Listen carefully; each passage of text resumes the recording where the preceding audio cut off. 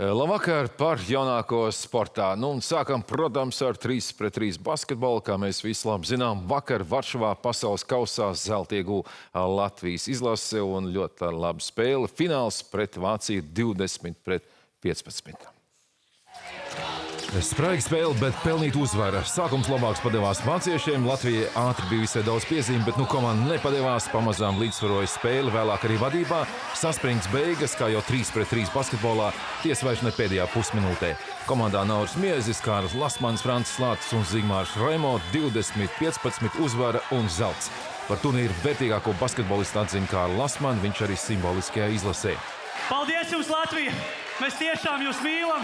Un mēs izdarījām kaut ko īpašu. Dievs svētī Latviju. Paldies! Jā, beidzot musējam arī pasaules kausa tituls, un patiesībā Naurim Miezim un Kārlim Lasmanim tagad visi iespējamie lielākie tituli 3-pret-3 basketbolā, ieskaitot olimpisko zeltu.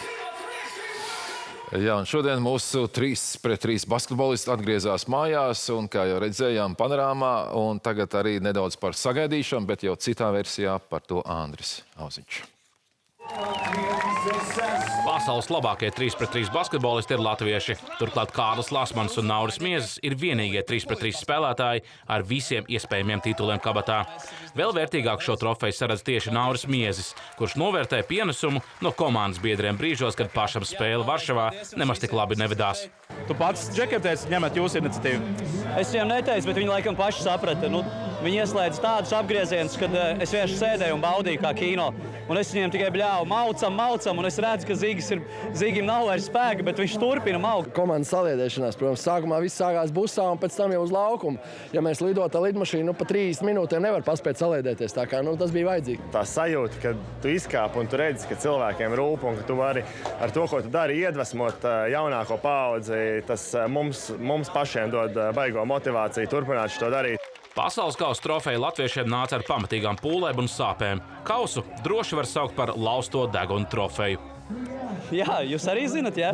Ka no 4 spēlētājiem 3 ir iespējams degunu laust.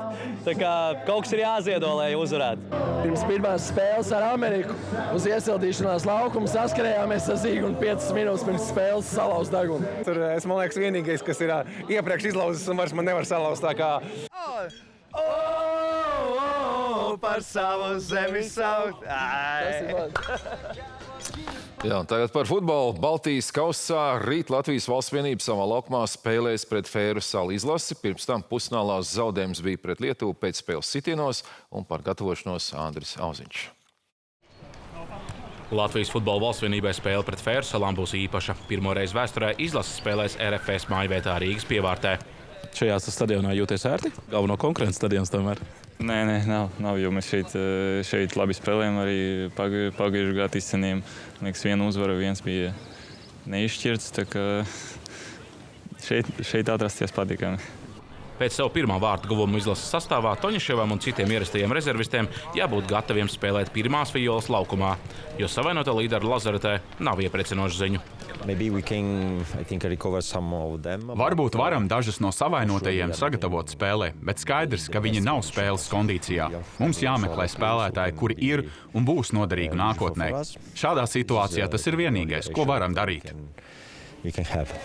Baltijas kausa spēle Latvija Fēru salas jau rītdien no 17:30 LTV 7 tiešraidē. Un Baltijas kausa izcīņā jauniešiem U19 Latvija šodien spēlēja pret Igauniju un uzvarēja ar 3-pret-2. Un arī šajā notikumā klāt bija Andris Auziņš. Baltijas U19 kausa spēlē Latvija-Igaunija izšķīrās Baltijas kausa uzvarētāja gods. Mūsējiem derēja viena uzvara, turklāt ar vismaz 2 vārtu pārsvaru. Titulu cerības sarežģīja nepiedodamu kļūdu puslaika kompensācijas laikā. Igauņi brīvstienu realizēja, aizsūtot mūsējos pārdomu pilnā puslaika pārtraukumā. Pēc tā notika neticamais. Mūsējie līdz pamatlaika beigām, pateicoties 3 vārtiem pēc kārtas, panāca sev tik ļoti vajadzīgo 3-pret-1 uz šķita, ka tituls 3. reizi pēc kārtas būs mūsu rokās. Bet sūrā vēsture atkārtojās. Atkal liktenīgs pārkāpums soda laukuma tuvumā, un tās atnes Igaunijai laimīgu Baltijas titulu. 3-pret-2 uzvara Latvijai šoreiz deva 1-2 vietu.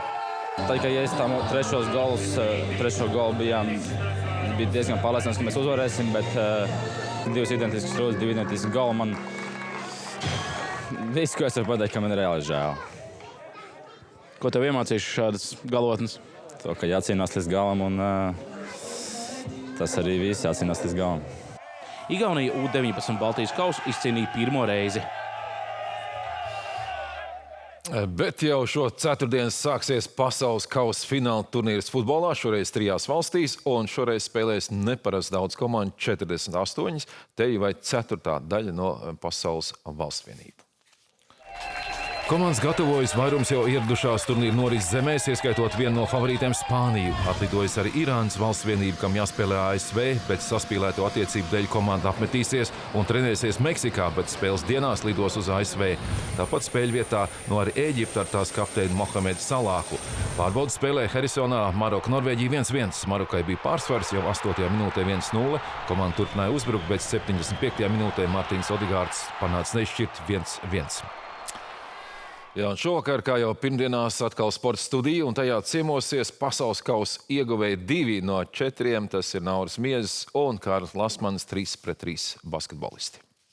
Mēs jau pirms tam bijām bijuši taču vairākās nometnēs un tā, un vienkārši katrs spēlē savā klubā, un mēs varbūt mums bija tieši tas, ka mēs bijām ļoti noilgojušies viens pēc otru un pēc spēlēšanas atkal kopā, jo klubā katram sava loma, bet tad, kad mēs sanākam kopā, tad tomēr mēs spēlējam pavisam citu basketbolu.